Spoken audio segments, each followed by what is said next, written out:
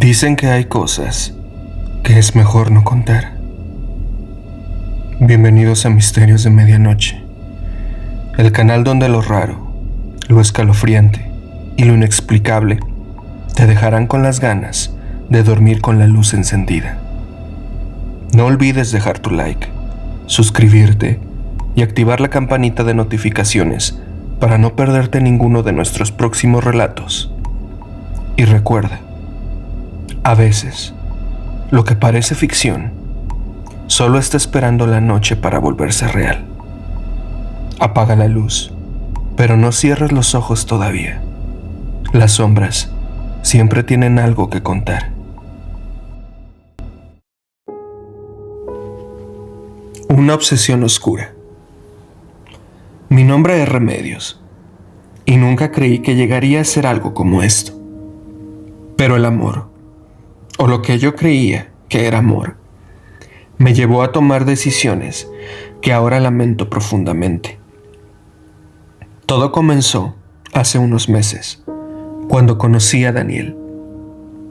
Era encantador, inteligente y tenía una sonrisa que me derretía. Pero Daniel no era mío, al menos no de la manera que yo quería. Él estaba con otra persona, y por más que intenté acercarme a él, siempre había algo que nos mantenía separados. Fue entonces cuando escuché sobre doña Carmen, una mujer que vivía en las afueras del pueblo y a quien todos llamaban la bruja. Decían que podía hacer cosas increíbles, que podía cambiar el destino de las personas con solo un par de palabras y unos cuantos ingredientes extraños. Yo, desesperada por tener a Daniel a mi lado, acudí a ella.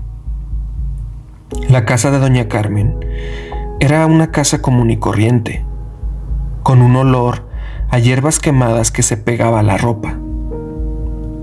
Ella me recibió con una sonrisa que no llegaba a sus ojos, y después de escuchar mi historia, asintió lentamente. «¿Un amarre, no?», preguntó mientras revolvía una olla negra sobre el fuego. «Sí, puedo hacerlo.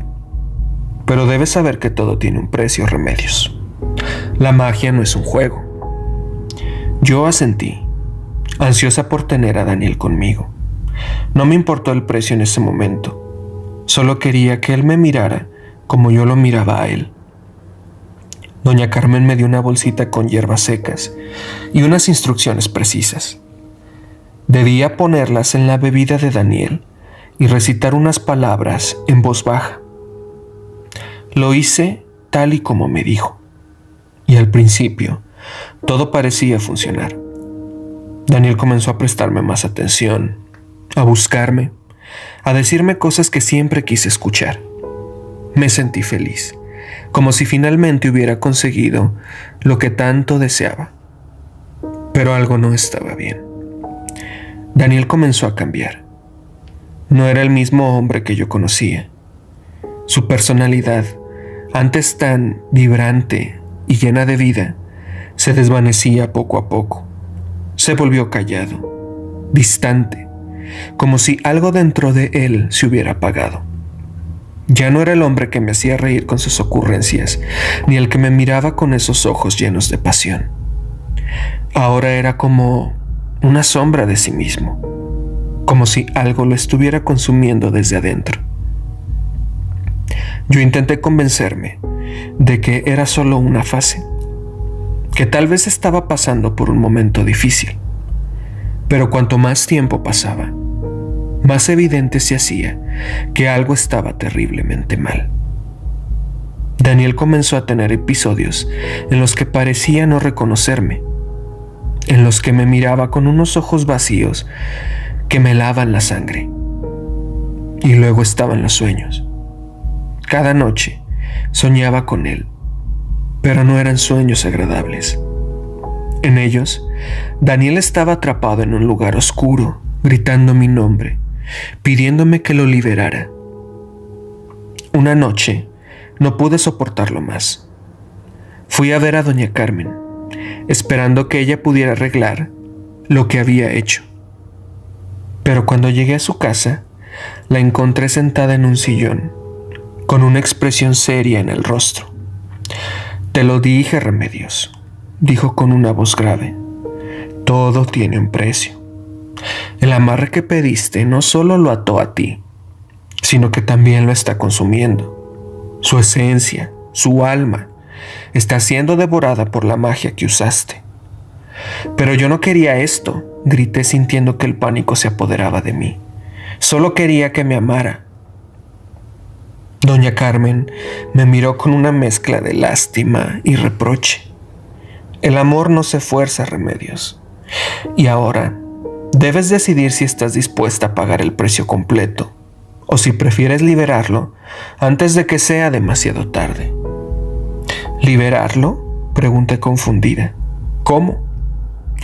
Ella se inclinó hacia adelante y sus ojos oscuros parecían penetrar en lo más profundo de mi alma. «Hay una manera, pero no será fácil.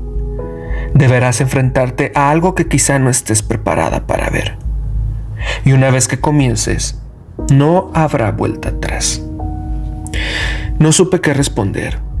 El miedo y la culpa se apoderaron de mí, y mientras salía de la casa de doña Carmen, sentí que el peso de mis acciones me aplastaba. Daniel ya no era el mismo y yo era la responsable. Ahora debía decidir si estaba dispuesto a pagar el precio completo o si preferiría liberarlo, aunque eso significaba perderlo para siempre. No pude dormir esa noche.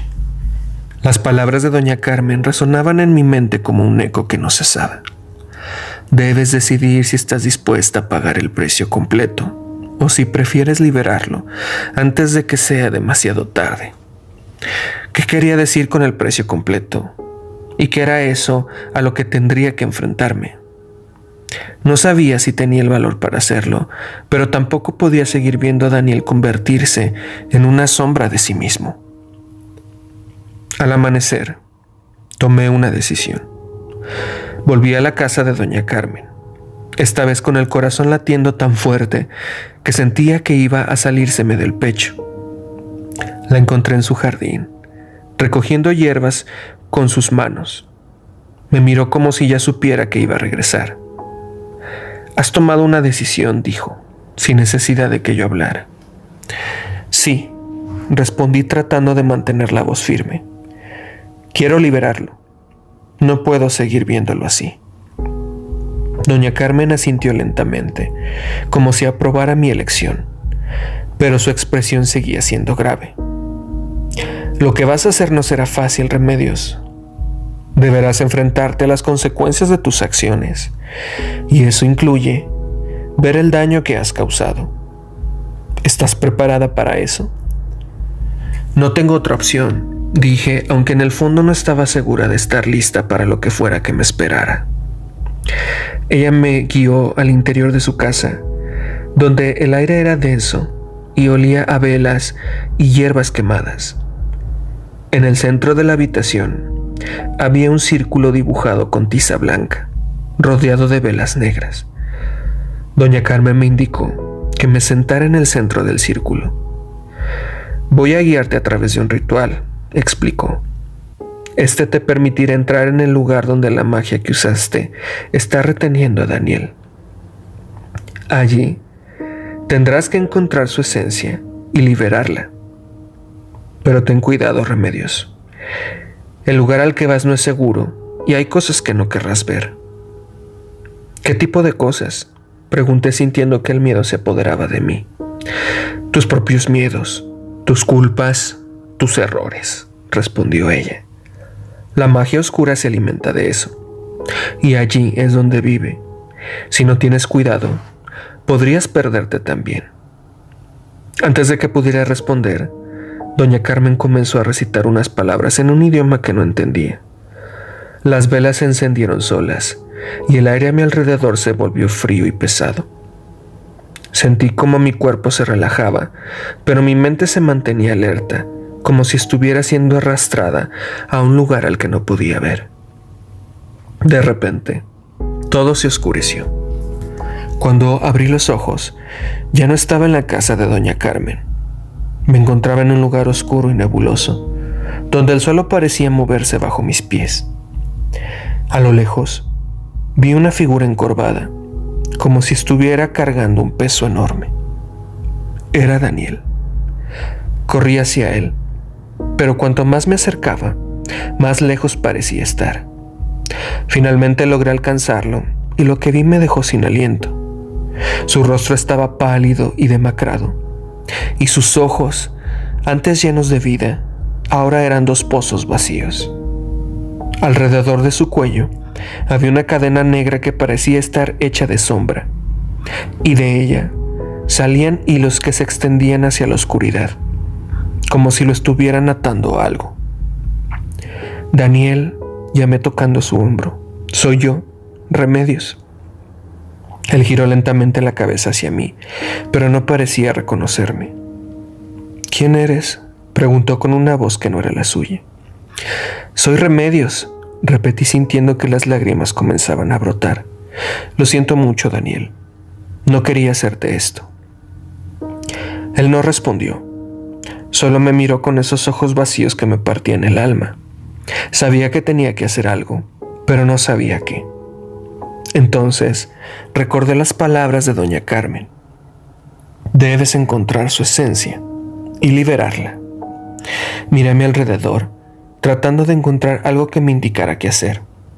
En la oscuridad vi algo que brillaba débilmente. Era un pequeño hilo de luz, como un rayo de esperanza en medio de la desesperación. Lo seguí y me llevó a un lugar donde la oscuridad era menos densa. Allí, en el suelo, había un pequeño objeto que reconocí de inmediato. Era el collar que Daniel siempre llevaba, un regalo de su abuela.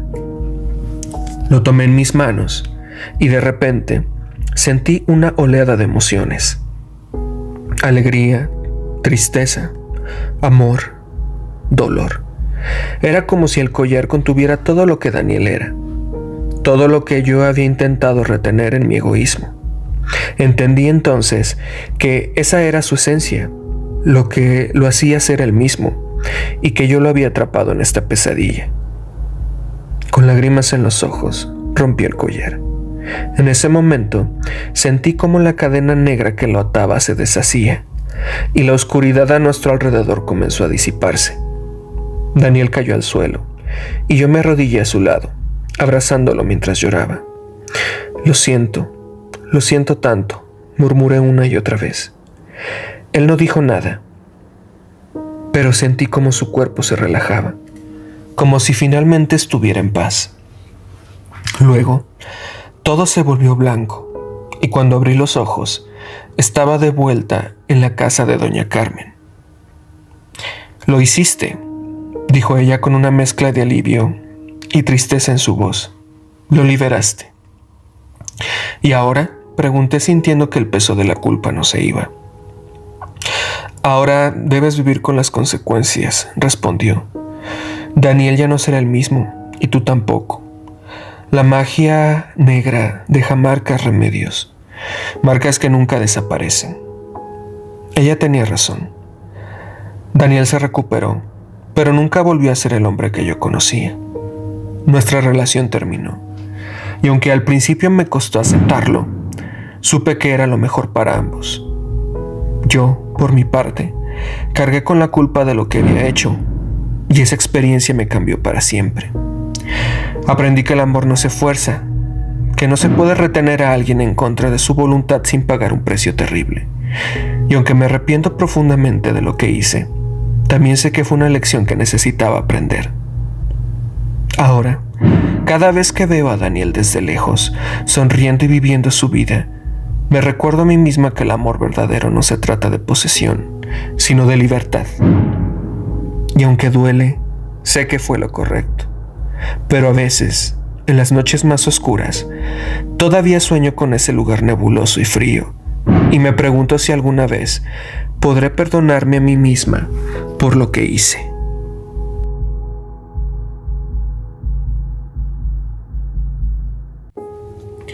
Un pacto de sangre. Mi nombre es Amelia. No es un hombre que recordarías ni uno que te haría voltear la cabeza si lo oyeras en un salón repleto de estudiantes. De hecho, pocas personas me recuerdan. Pasé la mayor parte de mis años universitarios invisible, no solo por mi apariencia, sino porque la gente prefería no verme. Era más fácil así para todos. Nací con una deformidad en la pierna izquierda, un problema genético, dijeron los médicos, algo que me acompañaría toda mi vida. No era incapacitante, pero la forma en la que la gente reaccionaba al verlo, como si fuera una especie de monstruosidad, era lo que realmente me consumía. A medida que crecía, me acostumbré a las miradas de compasión o de asco. Aprendí a vivir con esa mezcla de desprecio y lástima hasta que ya no pude más. Decidí estudiar diseño. Parecía una buena manera de expresarme sin tener que exponerme tanto. El arte no juzga, pensé. El diseño no exige un cuerpo perfecto, pero incluso en la universidad, entre un grupo de gente supuestamente más abierta y creativa, seguía siendo una paria. Me asignaban los proyectos más aburridos, siempre relegada a tareas menores. Ni siquiera los profesores veían más allá de mi discapacidad, más allá de la pobre Amelia. Todo eso me empujaba más y más a la oscuridad que se gestaba en mi interior. Fue entonces cuando conocí a Elena. Al principio, pensé que ella sería diferente. Era una compañera de clase, una de esas que siempre se sienta en la última fila, con la actitud de no importarle nada. Nos hicimos amigas rápidamente, pero pronto me di cuenta de que había algo más en ella. Elena no era como las demás. Tenía una conexión con cosas más profundas. A través de ella, descubrí un mundo que no sabía que existía. Empezó como algo inocente. Una charla sobre energías, sobre símbolos antiguos y cómo usarlos para canalizar intenciones. Quedé fascinada. Sentí que por primera vez tenía algún tipo de poder, una forma de influir en el mundo que siempre me había rechazado. Pero no fue suficiente. Yo quería más. Quería venganza. Elena me introdujo en algo mucho más oscuro, la brujería de sangre. Me habló del pacto, de entidades que podían otorgar poder a cambio de sacrificios. Al principio me asustaba la idea, pero a medida que el resentimiento crecía dentro de mí, también lo hacía mi deseo de hacer que todos esos que me ignoraban, que me menospreciaban, sufrieran. La primera vez que lo intenté fue con un compañero de clase llamado Pedro. Era uno de los más crueles en su indiferencia. Me trataba como si ni siquiera existiera, y cuando lo hacía, era solo para reírse de mí entre dientes con sus amigos. Decidí que sería el primero. Elena me enseñó el ritual. Era sencillo realmente. Solo necesitaba un poco de mi sangre, unas palabras en latín que apenas podía pronunciar y un objeto que perteneciera a Pedro. Robé su cuaderno de apuntes un día que lo dejó olvidado en el aula. Esa noche, en la soledad de mi cuarto, dibujé los símbolos que Elena me había mostrado. Recité las palabras y dejé que mi sangre goteara sobre el cuaderno. Al principio, no pasó nada, pero al día siguiente, Pedro no apareció en clase, ni al siguiente, y cuando finalmente regresó, algo en él había cambiado. Tenía los ojos hundidos, como si no hubiera dormido en días. Se tambaleaba, y cada vez que intentaba hablar, tartamudeaba de una manera que nunca había hecho antes. Lo observé desde mi lugar, saboreando la ironía. El chico que solía reírse de mí, ahora no podía decir una frase coherente sin temblar de miedo. Nadie sabía qué le había pasado, solo yo. Ese fue el comienzo. Me volví adicta al poder, a la sensación de control que me daba hacer sufrir a los demás. Y no me importaba el precio. Mi sangre, mis noches sin dormir, mis pesadillas, todo valía la pena. Elena se convirtió en mi guía, en mi confidente. Me mostró cómo invocar demonios y cómo sellar pactos con ellos. Me habló de un ser llamado Morbat, un demonio menor que se alimentaba de la angustia humana, perfecto para lo que yo necesitaba. El ritual para invocar a Morbat fue más complicado. Esta vez no bastaba con mi sangre, necesitaba un sacrificio. Al principio pensé que sería difícil encontrar una víctima, pero entonces pensé en Claudia. Claudia había sido una de esas chicas populares que siempre tenían a todos a sus pies. Era guapa, inteligente y nunca dejó pasar la oportunidad de recordarme lo diferente que era yo. No me atacaba directamente, pero su desdén, sus miradas de superioridad, dolían más que cualquier burla. Me decidí. Claudia sería mi sacrificio. El día que lo hice fue como cualquier otro. Me aseguré de estar sola en mi departamento, con todos los preparativos listos. Encendí las velas negras, dibujé los sellos en el suelo y recité las palabras. Esta vez sentí algo diferente, un frío que se arrastraba por mi piel, un peso en el aire que me aplastaba el pecho. Luego, la voz. No la escuché con los oídos, sino dentro de mi cabeza, grave, rasposa, como si miles de cuchillas se rasparan una contra otras al hablar. Morbat estaba ahí, esperando su pago. Claudia desapareció poco después. Nadie supo qué le pasó, aunque las teorías volaban por todos lados. Algunos decían que se había fugado con un chico, otros que se había mudado al extranjero, pero yo sabía la verdad. A partir de entonces, todo cambió para mí. Cada vez que alguien me miraba con lástima o desprecio, no podía evitar sonreírme, porque sabía que podría destruirlo si quisiera. Sin embargo, algo comenzó a torcerse dentro de mí. Las semanas después del sacrificio de Claudia fueron las más extrañas de mi vida. Me sentí invencible, como si el poder que había invocado se hubiera filtrado en cada fibra de mi ser. Los comentarios, las risitas ahogadas en los pasillos, las miradas furtivas, todo eso había cesado. Las personas parecían evitarme, como si intuyeran que algo en mí había cambiado. Y me gustaba. Por fin, el mundo me trataba como alguien a quien temer. Pero junto con esa nueva sensación de control, algo más comenzó a crecer en mi interior. Al principio, era apenas un murmullo, un eco lejano en la parte más oscura de mi mente. No era culpa, no. Yo no me arrepentía de lo que había hecho. Era algo diferente, una inquietud, una sensación de estar siendo observada, incluso cuando estaba sola en mi departamento. Algo me seguía, una sombra que nunca veía directamente, pero que siempre sentía acechando en los bordes de mi visión. Comencé a tener pesadillas. Soñaba con Claudia, pero no era ella. Era algo que usaba su rostro, algo retorcido y roto, con los ojos hundidos y la piel pálida como la cera. Me hablaba en un idioma que no comprendía, pero sus palabras hacían que mi piel se erizara. Cada noche, el sueño se hacía más vívido. Sentía su aliento podrido en mi cara. Sus dedos huesudos rozaban mi cuello, y siempre despertaba con la misma sensación. No estaba sola. Un día, decidí contarle a Elena lo que me estaba ocurriendo. Nos encontramos en un café oscuro en las afueras de la ciudad, un lugar que parecía tan muerto como yo me sentía por dentro. Cuando le describí mis sueños, ella se quedó en silencio por un largo rato, jugando con su taza de café. Finalmente, habló, pero lo que dijo no me reconfortó. Los demonios no hacen pactos sin precio, Amelia. Siempre te pedirán algo a cambio. Claudia fue solo el comienzo.